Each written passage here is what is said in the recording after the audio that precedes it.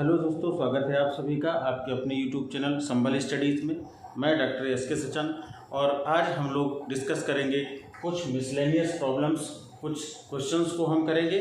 हम लोग कल औसत पढ़ रहे थे, औसत यानी एवरेज, और एवरेज जब हम लोग पढ़ रहे थे तो हम लोगों ने कल उसके कॉन्सेप्ट को कवर किया और आज हम इसके कुछ सवालों को सॉल्व करते हैं और कुछ ऐसी ट्रिक्स बताने जा रहे हैं कि जो कि आपको लिए बहुत ज़रूरी होंगी। और हमने कल कई फार्मूले डिस्कस किए थे, तो अगर फार्मूले हमें याद नहीं रहते, फार्मूले एक बेसिक ज़रूरत है, उसे ज़रूर याद रखिएगा और उन फार्मूलों से भी क्वेश्चंस को सॉल्व करने की कोशिश करिए, क्योंकि जब हमारे पास कोई जो है मेथड काम नहीं करेगा तो हमें वो बेसिक मेथड से ही हमें चीज़ों को लगाना होगा। लेकिन कुछ इसमें आज हम ट्रिक्स भी डिस्कस करेंगे। जैसे हम कल संख्याओं के बारे में हम लोग कल डिस्कस कर रहे थे कि संख्याओं का एवरेज हम कैसे निकालते हैं, तो कैसे उनका हम योग करेंगे और कुल योग बटे कुल संख्या। तो देखिए औसत कैसे कैसे निकाल सकते हैं। एक तो हम लोग औसत निकाल सकते थे कि औसत बराबर हमने पढ़ा था कुल योग बटे कुल संख्या, कुल योग बटे कुल संख्या। तो ऐसे इससे हम हमेशा एक बेसिक फार्मूला है जो औसत का, एवरेज का, तो उसको हम लागू करते हैं हर जगह। ये हर जगह सही होता है। अब देखते हैं कुछ चीज़ें और आज हम डिस्कस करते हैं कि अगर संख्याएं, कुछ संख्याएं क्रमागत दी हैं, अगर कुछ क्रमागत संख्याएं दी हैं, क्रमागत संख्याओं का मतलब हम ये भी कह सकते हैं कि वो समांतर श्रेणी में है, एपी में है, तो एपी के सारे रूल्स और सारे फार्मूले उसमें लगेंगे। लेकिन हम कुछ चीज़ों को और आज डिस्कस करेंगे कि अगर कुछ क्रमागत संख्याएं हैं, कुछ क्रमागत संख्याएं जैसे 1, 2, 3, 4, 5, अगर इस तरह की कुछ क्रमागत संख्याएं हैं और वो विषम संख्याएं हैं, जैसे 5 हैं, ये 5 हैं, तो 5 क्या है, एक विषम संख्या है।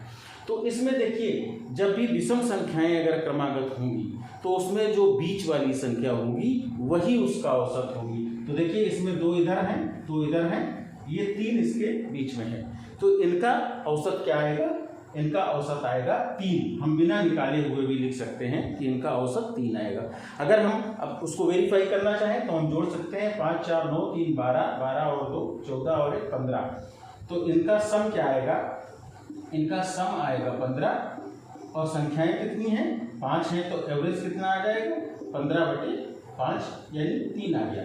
और अगर हम इसको ना भी जोड़ते और ना भाग देके हम औसत निकालते तो हम सीधे निकाल सकते थे कि क्रमागत संख्याएं हैं, अगर विषम संख्याएं हैं तो इसका जो बीच वाला टर्म होगा वो उसका औसत होगा। जैसे अगर 1, 2, 3, ये भी 3 भी एक 3 संख्याएं हैं, मतलब विषम संख्याएं हैं, तो इसका औसत क्या होगा, 2 होगा।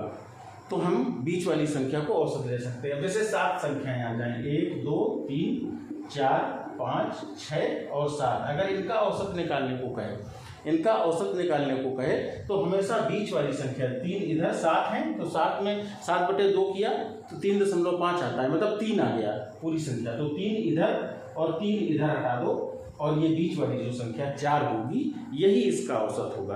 तो चाहे तो आप इसके औसत को निकाल के देख लीजिए, तो आपको यही औसत मिलेगा, कुल योग बटे कुल संख्या करके भी यही औसत मिलेगा। एक चीज़ और इसमें देखने को आती है कि अगर ये क्रमागत संख्याएं हैं तो क्रमागत संख्याओं में अगर पहले पद और आखिरी पद का औसत निकाल दें, यानी 1 और 5 का औसत, 1 और 5 का औसत क्या होगा, 1 + 5/2 यानी 6/2, ये भी कितना आया, 3 आया। तो ये भी सही होता है कि प्रथम और अंतिम पद बटे 2 कर दें अगर, तो ये हमारा जो है औसत निकल आता है। तो चाहे हम बीच वाली संख्या को ले लें तो ये औसत होगा, या पहले और आखिरी यानी 2 संख्याओं का औसत ले लें तो ये भी हमारा सही होगा, ये भी इसके औसत के बराबर आएगा। तो आप देख लीजिएगा, जैसे 1, 2, 3, ये 3 संख्याएं थी, तो पहला पद क्या है, 1 है और अंतिम पद 3 है। तो 1 और 3 माने 1 + 3/2 यानी 4/2, ये 2 आ गया। तो चाहे हम कहें कि बीच वाला टर्म 2 है इसलिए इसका औसत 2 है, या हम ये भी कह सकते हैं कि पहले और आखिरी पद का अगर औसत निकाल लिया तो 2 आया। ये 7 संख्याएं हैं, 7 + 1 7 + 1/2 यानी 8/2, ये बराबर 4 आ गया। तो देखिए 4 इसका एवरेज है, 4 हम मिडिल टर्म के हिसाब से भी देख सकते हैं कि इसका एवरेज है, और अगर हम इनको जोड़ के और 7 का भाग देंगे तो भी हमारा एवरेज 4 ही आएगा। तो इस तरीके से हम इसको सीख सकते हैं कि इस चीज़ को हम याद रख सकते हैं। तो इसमें क्या होगा कि हमको जैसे बड़ी संख्याएं आ जाती हैं, बड़ी संख्याएं आ जाती हैं तो और क्रमागत संख्याएं होंगी, जैसे आ गया 511, 512 और 513 का औसत क्या होगा। अब इसमें हमें निकालने की जरूरत नहीं है, हमारा बीच वाला टर्म क्या है 512। इन दोनों का जब हम इन तीनों का जब हम औसत निकालेंगे तो 512 के बराबर ही आएगा।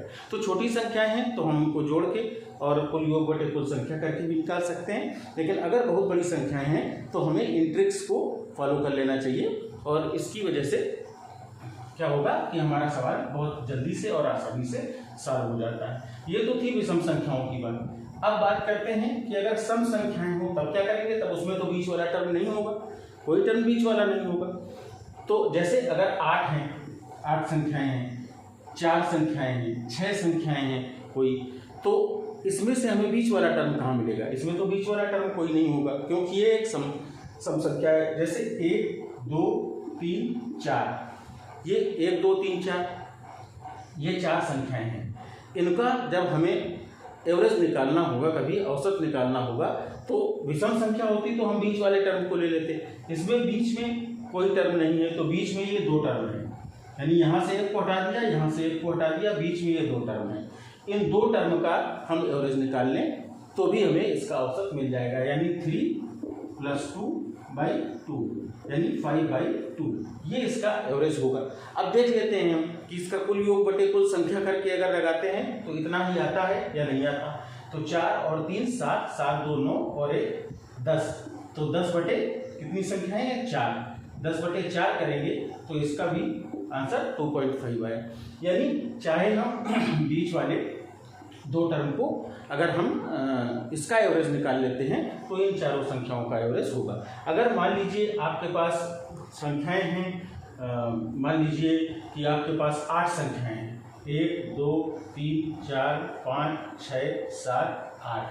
अगर ये 8 संख्याएं हैं और इनका एवरेज निकालना है तो 8 के लिए हमने क्या किया कि 3 इधर से निकाल दी और 3 इधर से निकाल दिया। बीच के 2 टर्म कौन से बचे, ये बचे।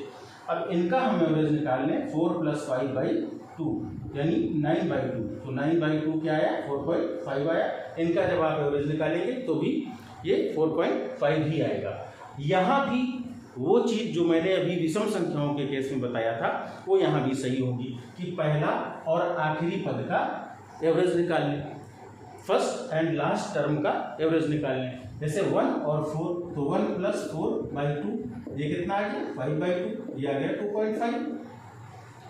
तो ये चाहे हम इन दोनों टर्म का निकाल लें, बीच के 2 टर्म का निकाल लें, या फर्स्ट और लास्ट के टर्म का एवरेज निकाल लें। जैसे इसमें है हमने 8 संख्याएं ली थी, फर्स्ट है 1, लास्ट है 8, तो 1 + 8 1 + 8/2 यानी 9/2 और ये आ गया 4.5।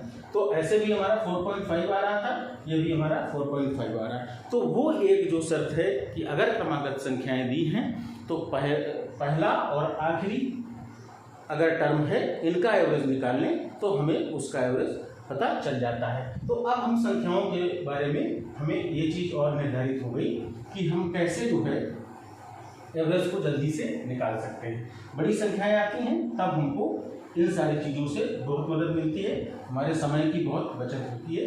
तो इस तरीके से आइए अब हम इसमें 2-4 सवाल करते हैं। इसमें एक सवाल है कि पहले 15 प्राकृतिक संख्याओं का औसत कितना है। क्या है, पहले 15 प्राकृतिक संख्याओं का औसत क्या होगा। अब देखिए ये सवाल जो है इसको हम बहुत तरीके से सॉल्व कर सकते हैं कि पहली 15 प्राकृतिक संख्याएं क्या होंगी 1 2 3 4 5 6 7 8 9 10 11 12 13 14 और 15। ये 15 प्राकृतिक संख्याएं हैं भाई। अगर हम इसको कुल योग करें तो हम 1 से लेकर 15 तक का जोड़ लें और फिर इसके बाद 15 का भाग दे दें, तो कुल योग बटे कुल संख्या से इसका औसत आ जाएगा। या हमने और क्या कहा था कि समांतर श्रेणी के 15 पदों का योग निकाल लें। 15 पदों का योग का फार्मूला क्या होता था? Sn = n/2 2a + n-1 × d। इसमें कॉमन डिफरेंस क्या है? 1 है। a कितना है? प्रथम पद 1 है, तो इससे हम इसका टोटल निकाल लेंगे, योग निकाल लें और इसके बटे कुल योग निकल आया हमारा, कुल योग बटे कुल संख्या कर देंगे तो भी हमारा औसत आ जाएगा। ठीक है। अब एक जो हमने अभी तरीके बताए कि ये 15 हैं, 15 प्राकृतिक संख्या है, यानी 15 एक 8 नंबर है, 15/2 किया तो 7 आया, 7.5 आएगा, तो हमने टोटल 7 आया, तो यानी 7 संख्याएं हमने लेफ्ट से घटा दी और 7 संख्याएं हमने राइट से हटा दी। तो 1 2 3 4 5 6 7 संख्याएं ये हटा दी और 7 संख्याएं हमने ये हटा दी, यानी बीच की संख्या कौन सी बची? 8 बची। बीच की संख्या 8 बची। तो इन 15 प्राकृतिक संख्याओं का, पहले 15 प्राकृतिक संख्याओं का जो औसत आएगा वो कितना आएगा? 8। तो हमारा आंसर हो गया यहाँ पर सीधे 8। हमें ना कोई फार्मूले की जरूरत पड़ी और ना ही हमें इनको पूरा जोड़ के और फिर 15 का भाग देने की जरूरत पड़ी। इसी तरीके से हमने बताया था कि फर्स्ट और लास्ट टर्म, हम इसमें लास्ट टर्म भी हमको पता है और फर्स्ट टर्म भी हमको पता है। फर्स्ट टर्म क्या है? 1 और लास्ट टर्म क्या है? 15।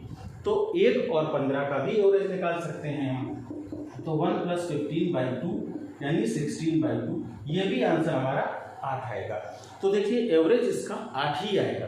तो हम बिना बहुत बड़ी एक्सरसाइज किए हुए इन सवाल को हम सॉल्व कर सकते हैं।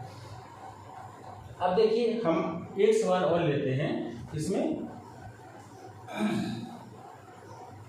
एक सवाल लेते हैं कि 8 के प्रथम 8 गुणजों का औसत ज्ञात करो। ये क्या कहना है कि 8 के प्रथम 8 गुणजों का औसत क्या होगा। तो देखिए क्या कह रहा है कि फर्स्ट 8 मल्टीपल्स ऑफ 8, यानी 8 के आपको 8 गुणज, पहले 8 गुणज निकालने हैं। तो गुणज क्या होते हैं? गुणज कहाँ से शुरू होते हैं? किसी संख्या का अगर मल्टीपल निकालना होता है तो क्या करते हैं हम कि उसको 1 2 3 4 5 से गुणा करते चले जाते हैं और उनका पहला दूसरा तीसरा चौथा 5वां मल्टीपल या 5वां गुणज हमें मिलता चला जाता है। तो हम 8 के पहले 8 गुणज कौन से होंगे ये देख सकते हैं। 8 × 1, 8 × 2, 8 × 3, 8 × 4, 8 × 5, 8 × 6, 8 × 7 और 8 × 8। ये हो गए 8 के पहले 8 गुणज हो गए। ठीक है। अब इनका एवरेज निकालना है, इनका एवरेज हमको निकालना है। तो हम कैसे करेंगे? अब हम एक तो ये तरीका हो सकता है कि हम इसमें से इन संख्याओं को 8 एकम 8, 8 दूनी 16, फिर का 24, 8 चौको 32, 8 पंचे 40, 8 छक्का 48, 8 सत्ते 56 और 8 अट्ठे 64, यानी 8 16 24 32 40 48 46 और 64। ये हमारे नंबर्स आए, इनका हमें एवरेज निकालना है। तो जब इनका एवरेज निकालना है तो हम क्या करेंगे? इनका टोटल कुल योग करेंगे, टोटल सम अपन टोटल नंबर। टोटल नंबर 8 ही होंगे क्योंकि ये 8 संख्याएं ही। तो टोटल सम अपन टोटल नंबर से हम इसका एवरेज निकाल सकते हैं। लेकिन ये देखा जाए कि हमें इसको जोड़ना पड़ेगा, फिर उसका 8 से भाग देना पड़ेगा। इस काम को करने में काफ़ी समय लग जाएगा। तो हमने क्या किया, इन 8 संख्याओं को लिखा और हमको पता है कि पहली और आखिरी संख्या का हम अगर एवरेज निकाल लें तो हमको इसका एवरेज पता चल जाएगा। तो चूंकि 8 क्या है? एक सम संख्या है। तो सम संख्या है तो या तो हम बीच के इन दो का एवरेज निकालें या पहली और आखिरी का एवरेज निकालें। तो देख लेते हैं भाई, 3 इधर से हटा दिए, 3 इधर से हटा दिए, बीच के बचे ये 2। तो जब बीच के 2 बचे तो इनको हम क्या करते हैं, इनको हम 32 + 40/2 किया तो ये आ गया 72/2 यानी 36 आ गया। ये आ गया 36। ठीक। तो ये हमारा एवरेज हो गया। या हम फर्स्ट और लास्ट का निकालते हैं, तो 64 + 8/2, तो ये कितना आ गया 72/2, ये आ गया 36। तो चाहे हम बीच के दो पदों का एवरेज निकाल लें 36 आ गया, या हम फर्स्ट और लास्ट टर्म का एवरेज निकाल लें 36 आ गया। तो इस तरीके से हमें इसको जोड़ना नहीं पड़ेगा, हमें इसको भाग नहीं देना पड़ेगा और हमारा एवरेज इसमें से निकल के आ जाएगा। इसी तरीके से अगर देखा जाए, या हम एक तरीका ये भी हो सकता था कि भाई हम इनका सम निकालें, तो सम इनका कैसे निकालेंगे, अगर हम इनको सबको जोड़ दें। ये सब लॉन्ग मेथड है जो टाइम अननेसेसरी बर्बाद करता है। 8 कॉमन लिया, 1 + 2 + 3 + 4 + 5 + 6 + 7 + 8, यानी इतना आ गया, ये टोटल इसका सम आएगा। तो टोटल सम इतना हो गया, और total sum upon total number करेंगे तो इसको डिवाइडेड बाई 8 कर देंगे। तो इस तरीके से हम भी इसके एवरेज को निकाल सकते हैं। तो एक सवाल को निकालने के बहुत सारे तरीके हैं, हमें ये जानना है कि कौन सा तरीका ऐसा है जो हमें जल्दी से हमारे सवाल को सॉल्व कर दे, हमें समय की बचत हो जाए वहाँ पर। इसी तरीके से चलिए और आगे 2-4 क्वेश्चन हम और करते हैं। ये तो मल्टीपल्स की बात हो गई। मल्टीपल्स के ऐसे बहुत सारे सवाल हमारे पास आते हैं जो हमें सॉल्व करने होते हैं। अब देखिए, प्रथम 7 अभाज्य संख्याओं का औसत क्या होगा। देखिए ये अब क्वेश्चन आ गया कि प्रथम 7 अभाज्य संख्याओं का, ये देखिए संख्याओं का औसत बताओ। तो अब ये देखिए, पहली 7 अभाज्य संख्याएं के प्राइम नंबर्स आ गए। प्राइम नंबर्स मतलब जिनमें किसी का भाग ना जाता हो, तो वो कौन से नंबर्स होते हैं। प्राइम नंबर्स कौन कौन से होंगे इसमें, 2, 3, 5, 7, 9 में चला जाता है, फिर 11, 13 और 17। तो ये देखिए 1, 2, 3, 4, 5, 6, 7, ये 7 हो गए। अब यहाँ पर वो रूल नहीं लगा दीजिएगा कि हम 7 हैं तो हम बीच की संख्या ले लें कि 7 इसका एवरेज होगा, नहीं। वो जब क्रमागत संख्याएं दी हों, मैंने बताया है जब क्रमागत संख्याएं दी हों तभी वो रूल हम लगा सकते हैं, तभी उस ट्रिक को हम यूज़ कर सकते हैं। इसमें क्या है, इसमें आपको उसी मेथड से करना पड़ेगा कि कुल योग बटे कुल संख्या। तो इन सबको हम जोड़ देंगे। अगर हम जोड़ देंगे तो देखिए इसका सम कितना आता है, 7, 3, 17 और 13, 30, 30, 10, 40, 41, 41 और 7, 48, 48 और 5, 53, 53 और 5, 58, ये आएगा आपका 58 बाई संख्याएं कितनी हैं, 7 हैं, तो 58/7। तो यही इसका एवरेज आ जाएगा। इसको हम सॉल्व कर लेंगे, 58/7, ये इसका एवरेज आ गया। तो हम कभी भी वहीं पर यूज़ करेंगे, उसको हमें सावधानी से उपयोग करना है कि जब क्रमागत संख्याएं हों तभी हम उनका उपयोग करेंगे। अब जैसे दिया है कि लगातार 4, 5, 6, 7, 8, 9, 10, जैसे ये संख्याएं दी हुई हैं, कौन कौन सी, 4, 5, 6, 7, 8, 9, 10, ये लगातार संख्याएं हैं और बता रहा है कि इसका जो है हमें एवरेज निकालना है, इसका औसत निकालना है। देखिए 1, 2, 3, 4, 5, 6, ये 7 संख्याएं हैं, ये भी 7 संख्याएं हैं, लेकिन ये क्या है, ये क्रमागत संख्याएं हैं। जो क्रमागत संख्याएं 7 संख्याएं हों तो हमें 3 इधर से निकाल दें और 3 हम इधर निकाल दें, हम बीच का टर्म ले लें 7, और यही इसका औसत हो जाएगा 7। या हम क्या करें, अगर हमें चेक करना है कि ये सही है कि नहीं, तो हम 10 और 4 का औसत निकाल लें, 10 + 4/2 यानी 14/2, यानी ये आ गया 7। तो हमारा ये, हमें बिना इसको जोड़े बिना घटाए हम इसका औसत निकाल सकते हैं। ठीक है, अब देखिए इसमें अगला सवाल और करते हैं, 2-4 इस तरह के सवाल। इस तरह के सवालों को आप दोनों तरीके से प्रैक्टिस करिएगा। कि आप फार्मूले से भी और कॉन्सेप्ट से भी सॉल्व करिए और आप इन ट्रिक का उपयोग करके भी सॉल्व करिए। अगला सवाल है कि 7 लगातार प्राकृतिक संख्याओं का औसत 20 है। 7 लगातार, देखिए ये सब ये लगातार आ गए क्रमवार, प्राकृतिक संख्याओं का औसत 20 है। औसत 20 है। इन संख्याओं में सबसे बड़ी संख्या का मान ज्ञात करो। इन संख्याओं में सबसे बड़ी संख्या का मान ज्ञात करो। तो देखिए ये क्या कह रहा है कि 7 लगातार प्राकृतिक संख्याएं हैं, ये क्रमवार हैं लगातार प्राकृतिक संख्याएं जिनका औसत 20 है। तो देखिए हमने अभी बताया था कि जो मिडिल टर्म होता है, जो बीच वाला टर्म होता है, वही औसत होता है। यानी औसत 20 है तो बीच में आया होगा 20, बीच में आया होगा 20 और 3 टर्म इधर होंगे इसके और 3 टर्म इधर होंगे।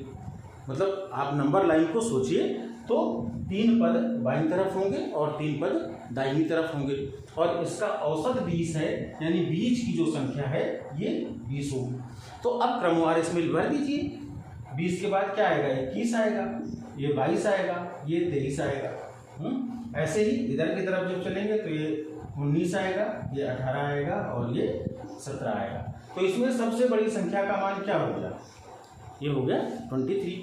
तो देखिए ये कितना आसान सवाल था। वैसे अगर आपको आ जाता तो हमें बड़ी समस्या होती है कई बार कि हम इसको शुरू कहाँ से करें लगाना, लेकिन हमको अगर ये कॉन्सेप्ट पता है कि 7 संख्याएं हैं, लगातार हैं, प्राकृतिक संख्याएं हैं। ठीक है, प्राकृतिक संख्याओं में हम जानते हैं कि 1 2 3 4 5 6 7 8 ये प्राकृतिक संख्याएं होती हैं। तो इनमें से इनका औसत 20 है, तो औसत की जो एवरेज होगा वो मिडिल टर्म होगा, बीच का टर्म होगा। तो बीच में हमने 20 लिख दिया, 3 संख्याएं इधर लिख दी और 3 इधर लिख दी। सबसे बड़ी संख्या हमने जान लिया कि ये 23 होगी, ये 23 होगी। अब देखिए ऐसे ही छोटे छोटे से क्वेश्चन हैं, लेकिन ये आपको बहुत इसमें काम के हैं। क्वेश्चन क्या कह रहा है कि 6 प्राकृतिक संख्याएं, 6 प्राकृतिक संख्याएं कौन कौन सी हैं? 27, 28, 29, 30, 31, 32 और 33। 6 प्राकृतिक संख्याएं 2 3 4 5 6 32, ये हैं 6 प्राकृतिक संख्याएं हैं। 27, 28, 29, 30, 31 और 32। कह रहा है इसका एवरेज निकालना है। तो अब इसका एवरेज निकालने के लिए आप क्या करेंगे? कहेंगे सवाल तो बहुत आसान है, इसको जोड़ लेंगे सबको और 6 का भाग दे देंगे तो निकल आएगा। जबकि वो सारा जोड़ने में और भाग देने में इसमें आपको काफ़ी समय लग जाएगा। तो या तो हम फर्स्ट और लास्ट टर्म का एवरेज निकाल लें। क्या? 27 प्लस 32/2, तो ये क्या आ गया? 59/2 आ गया। ठीक है, या हम बीच के 2 टर्म का एवरेज निकाल लें। 29 प्लस 30/2, ये भी क्या आ गया? 59/2। तो ये हमारा एवरेज आ गया। तो हमें अननेसेसरी जो कैलकुलेशन हमें होता है उससे बचा जा सकता है। अब देखिए इस तरह का सवाल भी आ सकता है आप लोगों में। सवाल कह रहा है कि क्वेश्चन है कि 4 लगातार प्राकृतिक संख्याओं का औसत 12.5 है। 4 लगातार प्राकृतिक संख्याओं का औसत 12.5 है। इसका औसत 12.5 है। सबसे छोटी व सबसे बड़ी संख्या ज्ञात करो। तो इसमें सबसे छोटी एवं सबसे बड़ी संख्या ज्ञात करो। तो ये सवाल आ गया। अब कि 4 संख्याएं हैं, मतलब सम संख्याएं लगातार प्राकृतिक संख्याएं हैं, तो हमें पता चल गया कि 1 2 3 4 5 6 7 8 इसी में से कोई 4 संख्याएं हैं जो क्रमवार हैं। इनका औसत 12.5 है। आप देखिए 12.5 कहाँ पे आता है? 12 और 13 के बीच में आता है। यानी इनके जो, चूंकि सम संख्याओं में क्या होता है, दो मिडिल टर्म का हम एवरेज लेते थे, तो वही उसका औसत होता था। यानी 12 और 13 का औसत कितना आया? 12.5। यानी बीच के 2 टर्म तो हमारे 12 और 13 हो गए। यहीं से हमको पता चल गया। अब टोटल 4 संख्याएं हैं, तो एक इसके पहले होगी और एक इसके बाद की होगी। तो इसके पहले की संख्या आ जाएगी 11 और 13 के बाद की संख्या आ जाएगी 14, यानी 14। तो सबसे छोटी संख्या कौन सी हो गई? 11, और सबसे बड़ी संख्या कौन सी हो गई? 14 हो गई। तो अब देखिए इसको फिर से एक बार समझ लीजिए कि 12.5 एवरेज है। तो हमने कहा था कि अगर सम संख्याएं हों तो हम 2 बीच के जो मिडिल टर्म होते हैं उनका एवरेज लेते हैं।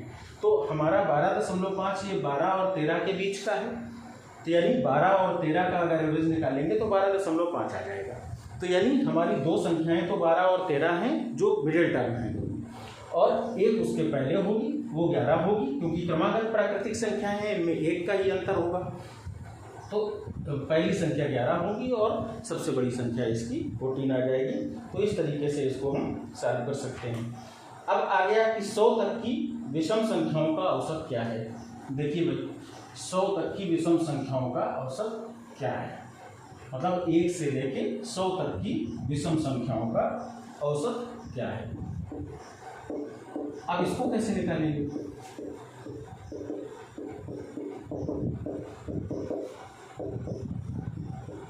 संख्याओं का औसत क्या है? अब देखो भाई, विषम संख्याएं क्या होंगी? हमने बताया था कि 1 3 5 7 9, यही तो विषम संख्याएं होंगी।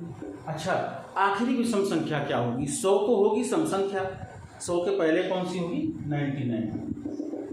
99 होगी आखिरी विषम संख्या। तो यानी 1 3 5 7 9 और आखिरी आ गई 99। ये एक एपी बन रही है, समांतर श्रेणी है, जिसका कॉमन डिफरेंस 2 है, पहला पद 1 है। फर्स्ट टर्म 1 होगा, कॉमन डिफरेंस 2 होगा। हम उसको सम से निकाल सकते हैं, या हम n/2 a + l से भी निकाल सकते हैं। ठीक, निकाल सकते हैं। अब देखो 100 तक की प्राकृतिक संख्या, अभी हमने बताया था कि अगर क्रमागत संख्याएं भी हों तो हम पहले और आखिरी टर्म का अगर एवरेज निकाल दें, क्योंकि इसमें मिडिल टर्म तो निकालना मुश्किल है। मुश्किल क्या है, हमें थोड़ा सोचना पड़ेगा कि मिडिल टर्म कौन सा होगा। भाई टोटल 50 होंगे तो 25 आएगा, तो मतलब 25 में फिर 2 टर्म आ जाएंगे, तो फिर उन 2 का एवरेज निकालना पड़ेगा। हमें पता है कि पहला और आखिरी टर्म का अगर एवरेज निकाल लें तो वही इस पूरे का एवरेज होगा। तो इसको कैसे करें? 99 + 1/2, ये आ गया 100/2, यानी 50 आ गया। ये 50 होगा। इस 100 तक की सभी विषम संख्याओं का जो औसत आएगा वो 50 आएगा। तो अब आप क्या करेंगे? आप ऐसे निकाल सकते हैं, मुश्किल से 30 सेकंड में हम इसको हल कर सकते हैं। और कैसे हल कर सकते हैं? हम इसका समांतर श्रेणी के फार्मूले से लगा सकते हैं। कैसे लगा सकते हैं? n/2 Sn बराबर क्या होता है? n/2 a + l। एक तो ये फार्मूला होता है, और एक हमने बताया था Sn बराबर n/2 2a + n - 1 d। इसमें हम दोनों लगा सकते हैं, दोनों में से हम किसी से भी लगा सकते हैं। कैसे लगा सकते हैं? अगर हम इस फार्मूले का यूज करते हैं तो n कितना आएगा? 50, क्योंकि विषम संख्याएं 50 होंगी। 1 से 100 तक में 50 सम संख्याएं होंगी, 50 विषम संख्याएं होंगी। तो हम n की वैल्यू आ गई 50, a की वैल्यू क्या है? 1 है, ये प्रथम पद है। n की वैल्यू 50 है और d कितना है? d है 2। तो हम इसको सॉल्व करके इस पूरे का सम निकाल लेंगे, और सम निकालने के बाद उसमें हम 50 का भाग दे देंगे तो हमारा एवरेज निकल आएगा। अगर हम इस फार्मूले का उपयोग करते हैं, अगर इसका उपयोग करते हैं तो देख लीजिए 50, n की वैल्यू 50 है बटे 2 है, a + l 1 + 99, पहला पद 1 और l की वैल्यू लास्ट टर्म क्या है? 99 है। तो 50/2 × 100 कितना आ गया? 50/2 × 100, ये आ गया इसका सम। अब जब हम इसका एवरेज निकाल लेंगे तो हम क्या, कुल योग बटे कुल संख्या कितनी है 50, तो ये 50 से 50 कट जाएगा और 2 से ये 50 बार कटेगा और इस तरीके से भी इसका औसत 50 आया।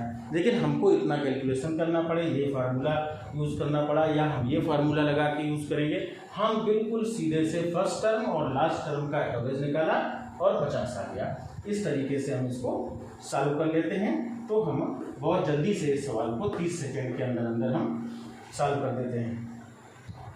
इसी तरीके से हम आगे अगर 1-2 सवाल और करके देखते हैं।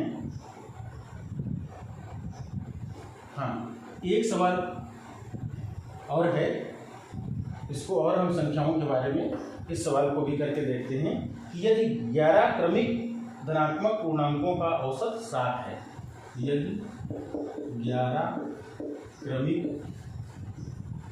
धनात्मक पूर्णांक, होल नंबर्स आ गए, पूर्णांकों का औसत 7 है, 11 क्रमिक धनात्मक पूर्णांकों का औसत 7 है, तो सबसे बड़ी संख्या क्या है? तो सबसे बड़ी संख्या क्या है?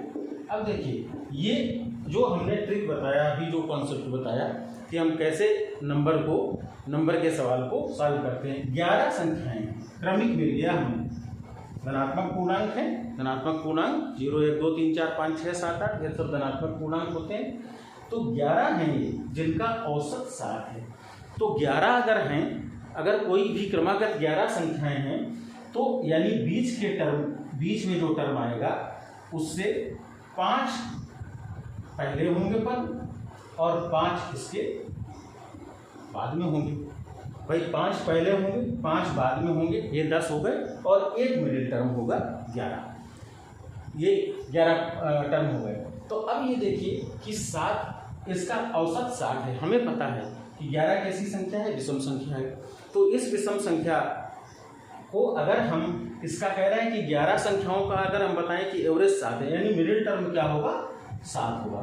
जब मिडिल टर्म 7 हमें पता चल गया तो हम क्या करते हैं, 5 इधर की संख्याएं भर दें और 5 इधर की संख्याएं भर दें, जैसे हम नंबर लाइन में भरते हैं। तो इस तरीके से यहाँ आ गया 6, 5, 4, 3, 2, ये हमने पहले के भर दिया, 2, 3, 4, 5, 6, 7 आ गया।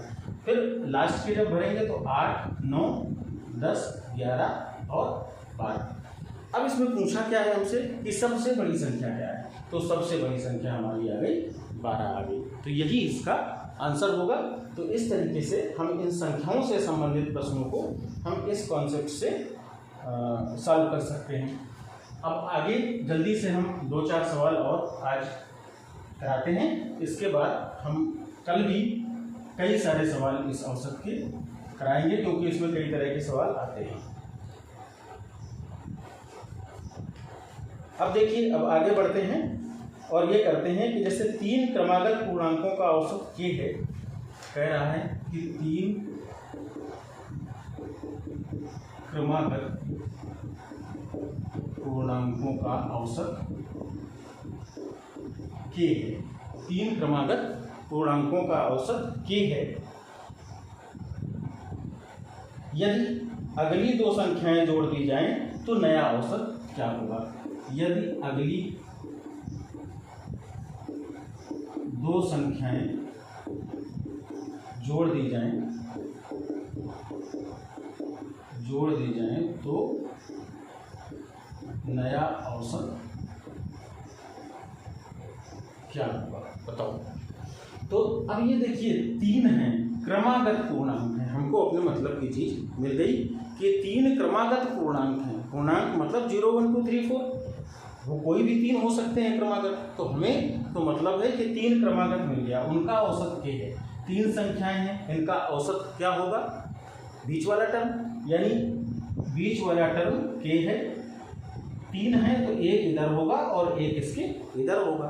तो यानी जो उसके पहले संख्या होगी वो k-1 होगी और जो उसके बाद संख्या आएगी वो k+1 आएगी। यही 3 संख्याएं होंगी जिनका औसत k है। ठीक है। अब कह रहा है अगली 2 संख्याएं और जोड़ दी जाए। तो k के बाद k+1 के बाद जब दो संख्याएं जोड़ी जाएंगी तो एक आएगी k+2 और एक आएगी k+3। हमने दो संख्याएं जोड़ दी। अब ये कितनी हो गई टोटल? 1 2 3 4 5 संख्याएं हो गई। अब इनका औसत क्या होगा? इन पांचों का जो मिडिल टर्म होगा, इन पांचों का जो मिडिल टर्म होगा। तो मिडिल टर्म कौन सा है? k+1। दो इधर बीच का एक मिडिल टर्म आ गया k+1। तो हम बिना किसी बहुत छोटे से कॉन्सेप्ट से, बहुत छोटे से तरीके से हम निकाल सकते हैं कि इसका ये k+1 इसका नया औसत आ जाएगा। तो आप इसको देख लीजिए, एक बार नोट कर लीजिए चाहिए तो। चलिए अब आगे देखते हैं कि आगे सवाल में क्या है। आगे सवाल है कि 8 संख्याओं का औसत 44 है। 8 संख्याओं का औसत 44 है, 44 है। यदि प्रत्येक संख्या में एक नियत संख्या y जोड़ा जाए, यदि प्रत्येक संख्या में एक नियत संख्या y जोड़ा जाए तो औसत 47 हो जाता है। तो y का मान बताओ। देखिए कल मैंने डिस्कस किया था, जिन लोगों ने कल का वीडियो नहीं देखा है उसको देख लें, कि कल मैंने डिस्कस किया था कि यदि हमें कुछ संख्याएं दी हैं और उनमें से हम एक निश्चित संख्या, एक नियत संख्या को जोड़ देते हैं तो औसत में भी जो नया औसत आएगा उसमें भी वही संख्या जोड़ दी जाएगी तो नया औसत मिल जाएगा। इसी तरीके से यदि एक नियत संख्या घटा दी जाए तो औसत भी उतना ही घट जाता है। अगर नियत संख्या का गुणा कर दिया जाए तो औसत में भी उसका गुणा कर दिया जाएगा तो नया औसत मिल जाएगा। और अगर एक नियत संख्या का भाग दिया जाए तो औसत में भी उसी संख्या का भाग दे दिया जाएगा तो हमें नया औसत मिल जाएगा। यहाँ क्या किया गया है कि 8 संख्याएं हैं जिनका औसत 44 है। ठीक है भाई, प्रत्येक संख्या में एक नियत संख्या y जोड़ दी जाती है, यानी हर एक संख्या में y जोड़ते चले जाते हैं तो उसका औसत हो जाता है 47। तो अच्छा ये बताइए कि अगर प्रत्येक संख्या में y जोड़ा जाएगा तो उसका औसत कितना हो जाएगा? पहले औसत कितना? 44 था, तो 44 + y हो जाएगा, क्योंकि यदि एक नियत संख्या हर संख्या में जोड़ी जाती है तो औसत में भी नया औसत निकालने के लिए हमें औसत में उस संख्या को जोड़ना होगा। तो यानी जो नया औसत मिला वो 44 + y के बराबर होना चाहिए। और ये दिया है कि ये 47 के बराबर है, तो यानी 44 + y = 47 आ गया। फिर से एक बार देख लीजिए कि हमने 8 संख्याएं थी, हर एक संख्या में y को जोड़ा गया, एक नियत संख्या y को जोड़ा गया। तो जिनका औसत 8 संख्याओं का औसत 44 था, एवरेज इसका 44 था, तो जो नया औसत आएगा वो कितना हो गया? 44 + y हो जाएगा। ये किसके बराबर हो जाएगा? इसमें दिया हुआ है कि ये 47 के बराबर है, तो यानी 44 + y = 47 ये हम कह सकते हैं। तो y की वैल्यू क्या आ गई? 47 - 44 यानी 3 आ गई। तो यही y का मान ये पूछ रहा था, यही y इसको बताना था हमें। तो इस तरीके से हम इस सवाल को कर सकते हैं। आगे 2-3 सवाल में और आज की क्लास में डिस्कस करेंगे, इसके बाद हम फिर कल करेंगे। यदि 5 निरीक्षण यानी ऑब्जर्वेशंस,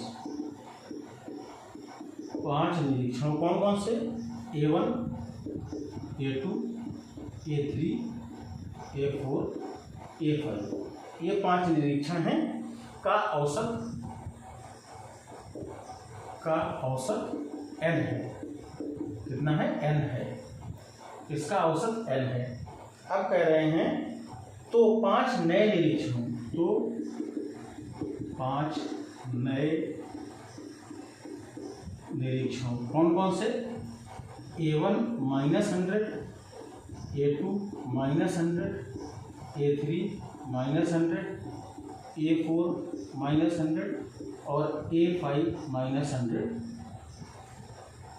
का औसत क्या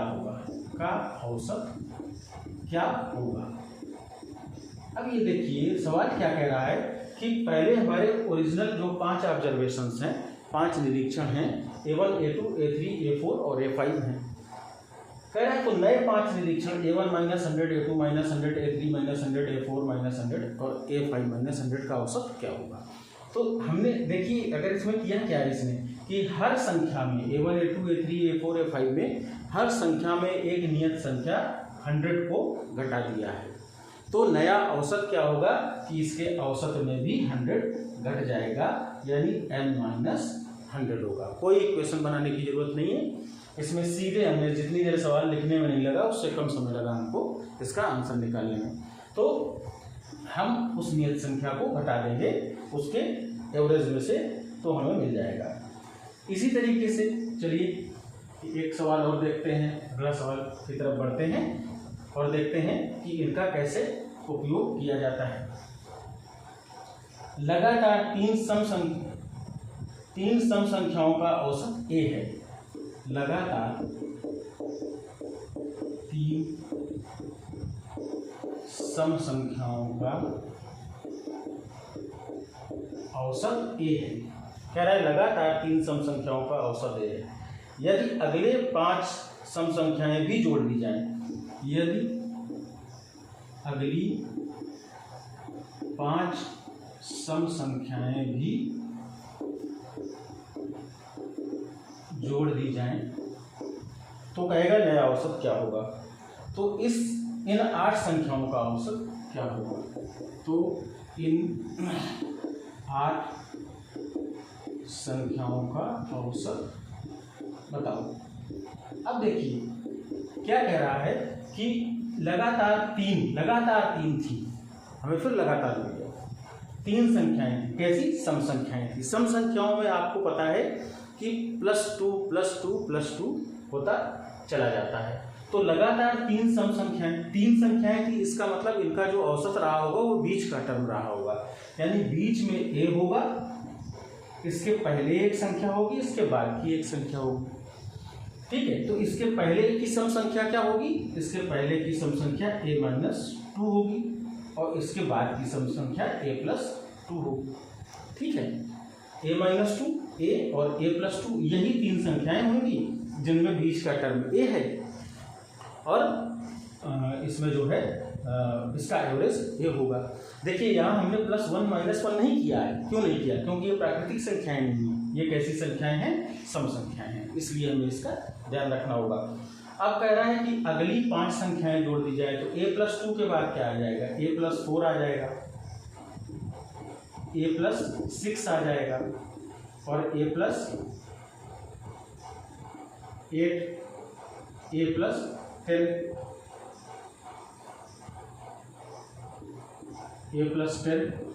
और a+12।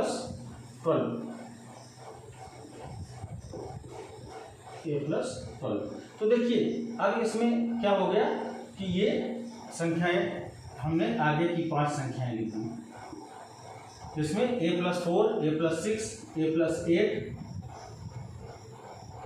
a+10 और a+12। ठीक है, ये 5 संख्याएं 2, 3, 4, 5 संख्याएं और जोड़ दी। अब कह रहा है कि इन 8 संख्याओं का औसत क्या होगा। तो आपको पता है इन 8 संख्याओं का औसत, अब ये 8 तो सम संख्याएं हो गई, तो सम संख्याओं में क्या होता है, या तो हम बीच के मिडिल दो टर्म निकाले, 3 इधर निकाल दिए और 3 इधर निकाल दिए, बीच के टर्म आ गए हमारे a+4 और a+6। हम इनका एवरेज निकाल दें। जब इनका एवरेज हम निकालेंगे तो a+4 + a+6 डिवाइडेड बाई 2, तो ये आ जाएगा 2a + 10/2। अब ये देखिए 2 से जब इसको करेंगे तो ये आ जाएगा a+5, तो ये आ गया a+5। तो इसका एवरेज क्या आ गया a+5। हमने बीच के दो टर्म का एवरेज निकाला और कह दिया a+5। क्यों? क्योंकि ये क्रमागत संख्याएं थी और सम संख्याएं थी, इसलिए हमने +2 करके बढ़ाते चले गए। तो इस तरीके से हम इसको निकाल सकते हैं। इसका आंसर हमें पता चल गया कि ये a+5 आएगा। अगले सवाल में कहा है इसने कि 11 संख्याओं का औसत 7 है। 11 संख्याओं का औसत 7 है। यदि प्रत्येक संख्या को 2 गुना कर दिया जाए तो नई संख्याओं का औसत क्या होगा? तो देखिए, कोई भी 11 संख्याएं हैं, इसमें कोई क्रमागत की बात नहीं है। तो इसमें क्या कह रहा है क्वेश्चन में कि 11 संख्याओं का औसत 7 है। 11 संख्याओं का औसत 7 है। कह रहा है कि यदि प्रत्येक संख्या को 2 गुना कर दिया जाए, यदि प्रत्येक संख्या को 2 गुना कर दिया जाए तो नया औसत होगा। हमने क्या डिस्कस किया था, कल की क्लास में भी बताया था कि यदि कुछ संख्याएं दी हैं, इनमें से किसी नियत संख्या का गुणा किया जाए, किसी नियत संख्या का गुणा किया जाए तो औसत भी उतने गुना हो जाता है। तो किसका गुणा किया गया है? 2 का गुणा, 2 गुना कर दिया गया है। तो औसत कितना हो जाएगा? औसत भी 2 गुना हो जाएगा। पहले का औसत 7 था, 2 गुना होके ये इसका औसत 14 आ गया। तो इतना ये आसान सा सवाल था जिसे हम लोग कर सकते थे बहुत आसानी से। तो इसको आप लोग एक बार नोट कर लीजिए।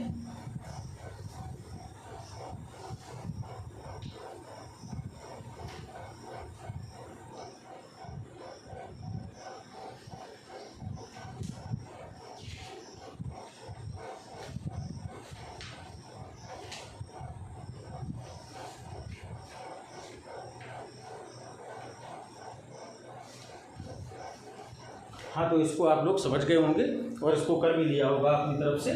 तो चलिए अब हम 2 सवाल और एवरेज के, ये तो संख्याओं से संबंधित प्रश्न थे, ऐसे बहुत से सवाल बन सकते हैं और आप लोग अब इन्हें कर पाने में सक्षम होंगे।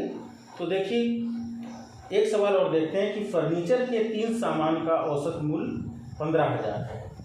फर्नीचर के 3 सामानों का औसत मूल्य, 3 सामानों का औसत मूल्य 15,000 है, रुपये 15,000 है। और कह रहा है कि यदि उनका मूल्य 3:5:7 के अनुपात में हो, यदि उनका मूल्य 3:5:7 के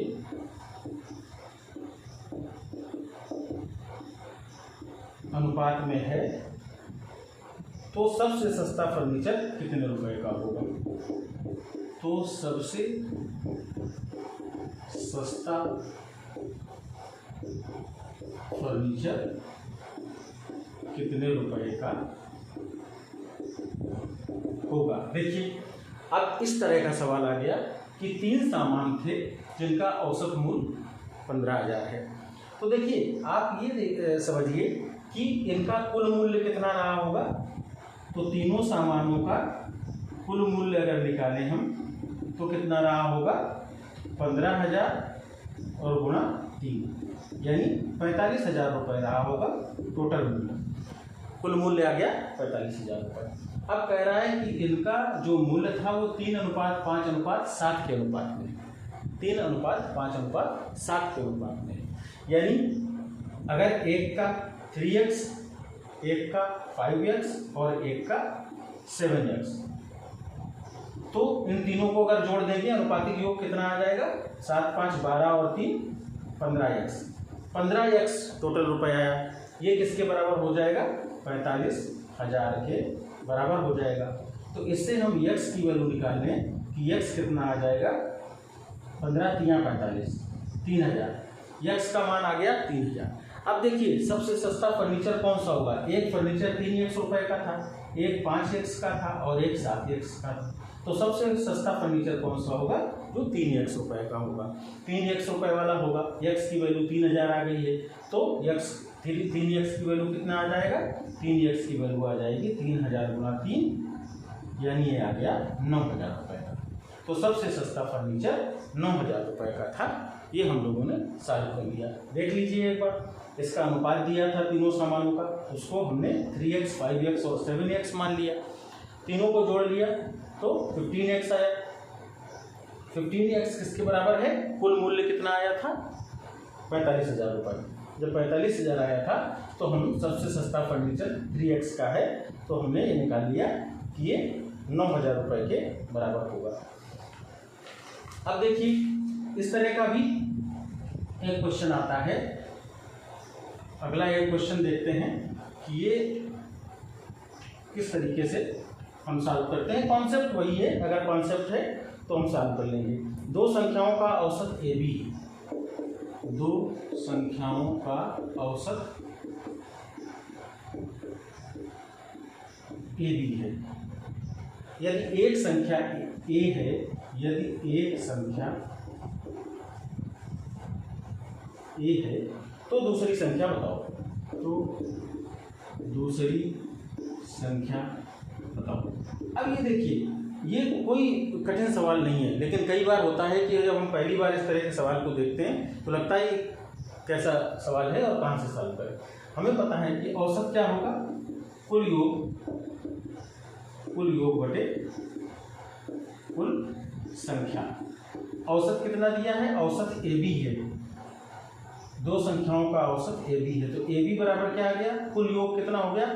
एक संख्या A है, दूसरी मान लो x है, माना दूसरी संख्या बराबर x, तो एक A थी, दूसरी x, A plus x by 2, A plus x by 2 आ गया। तो ये 2AB बराबर क्या आ गया, A प्लस x। हमें वैल्यू किसकी निकालनी है, x की, तो x बराबर क्या आ जाएगा, 2AB माइनस A। यही होगी वो दूसरी संख्या, यही होगी वो दूसरी संख्या। तो इसको आप सॉल्व कर लीजिए और सॉल्व करके बाद में भी इसको आप देख सकते हैं।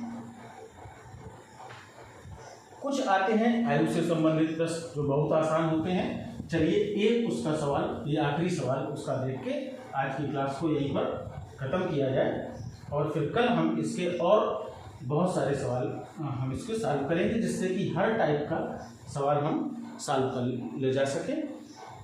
देखिए एक क्वेश्चन इसका है कि TCP के 15 श्रमिकों का मासिक वेतन का माध्य रुपये 18,000 है। दो कंपनियां हैं, कह रहा है एक TCP है और दूसरी कंपनी है जो HCR है, जो HCR है। एक TCP है और दूसरी HCR है। इनके 15 श्रमिक हैं, 15 श्रमिक हैं। इनका औसत दिया है 18,000 रुपये, 18,000 रुपये इनका औसत है 15 श्रमिकों का। और HCR के 25 श्रमिकों का, इनके 25 श्रमिक हैं जिनका औसत है 12,000, इनका औसत है 12,000 रुपये। तो पूछ क्या रहे हैं ये कि सभी 40 श्रमिकों का मासिक वेतन का माध्य क्या होगा, यानी सभी 40 श्रमिकों का माध्य यानी औसत क्या होगा। ठीक है, देखिए सवाल में क्या कह रहे हैं, 15 श्रमिक इनके हैं, 25 श्रमिक इनके हैं। इन 15 श्रमिकों का औसत 18,000 रुपये है, इन 25 श्रमिकों का औसत 12,000 रुपये है। तो 25 और 15 टोटल 40 हो गए। तो इन 40 श्रमिकों का औसत क्या होगा। तो औसत क्या होता है, कुल योग बटे कुल संख्या। देखिए इनका कुल वेतन क्या होगा, अगर 15 श्रमिक हैं और 18,000 के हिसाब से पा रहे हैं तो 18,000 गुणा 15 कर देंगे, 18,000 गुणा 15 कर देंगे तो इनका कुल वेतन आ जाएगा। तो करेंगे तो क्या है, 15 से गुणा कर देंगे, 15 0 0, 15 8 120, 12 हासिल हुआ, 15 एकम 15 और 12 27, 2,70,000 रुपये इनका आ गया कुल वेतन।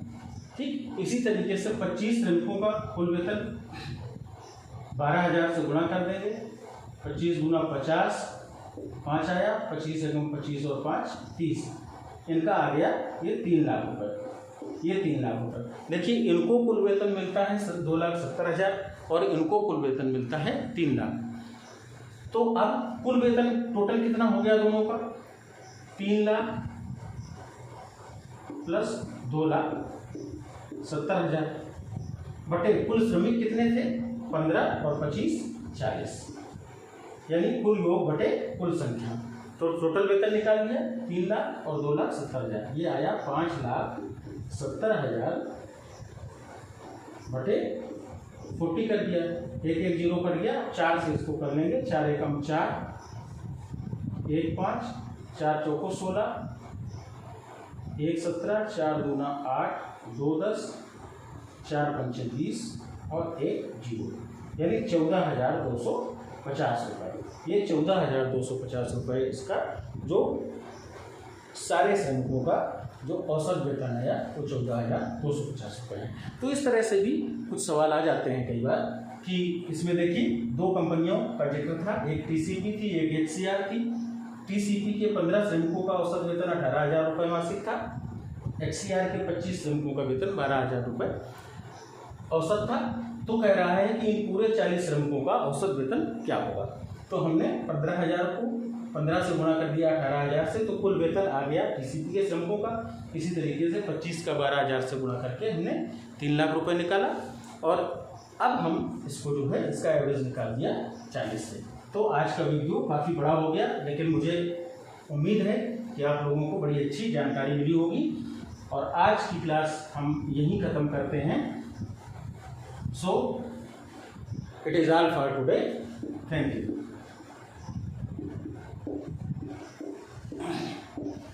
दोस्तों अगर आपको ये जानकारी अच्छी लगी हो तो आप इस चैनल को लाइक करिएगा, सब्सक्राइब करिएगा और अपने दोस्तों को शेयर करिएगा।